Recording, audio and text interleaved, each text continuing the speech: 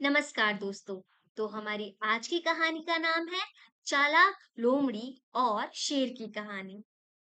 एक घना जंगल था और उस जंगल में एक शेर रहता था। शेर बहुत ही खूंखार और ताकतवर था। जंगल के सभी जानवर उससे थर थर कांपते थे। और उसी जंगल में एक लोमड़ी रहती थी जो कि बहुत चालाक थी। एक बार लोमड़ी जंगल में अपना शिकार तलाश रही थी कि अचानक शेर उसके सामने आ गया और उसने लोमड़ी पर हमला कर उसे दबोच लिया।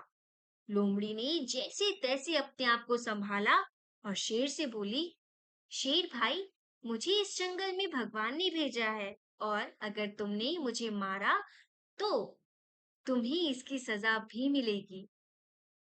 लोमड़ी की बात सुनकर शेर कुछ असमंजस में पड़ गया और लोमड़ी से बोला, मैं तुम्हारी बातों पर कैसे विश्वास कर लूं?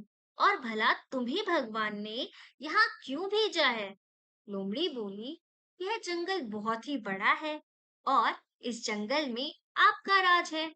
आप इस जंगल का संचालन अच्छी तरह से कर सकें, इस कारण आपकी सहायता के लिए भगवान ने मुझे भेजा है।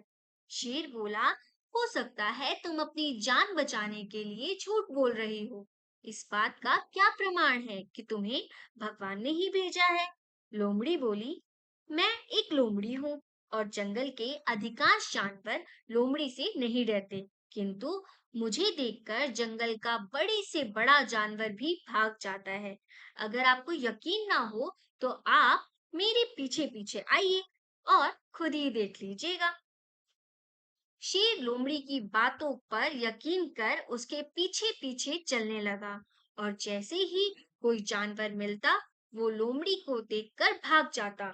अब शेर को यकीन हो गया कि इस लोमड़ी को भगवान ने ही भेजा है। असल में हुआ यह है कि लोमड़ी के पीछे शेर था। जंगल के जानवर शेर को देखकर भाग रहे थे, जबकि शेर समझ रहा था कि जानवर लोमड़ी को देखकर भाग रहे हैं। अब शेर भी लोमड़ी को सम्मान देने लगा और उसे अपना प्रमुख सलाहकार बना लिया। लोमड़ी को अब भोजन के लिए भटकना नहीं पड़ता था, क्योंकि शेर लोमड़ी को भगवान द्वारा भेजा गया प्राणी समझकर जो शिकार करता था उसी में से कुछ हिस्सा भी दे देता था।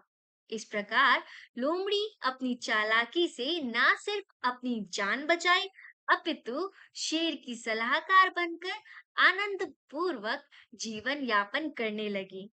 तो इस कहानी से हमें ये सीख मिलती है कि बुद्धि का प्रयोग कर बड़ी से बड़ी मुसीबत से बचकर उससे भी लाभ प्राप्त किया जा सकता है। धन्यवाद दोस्तों।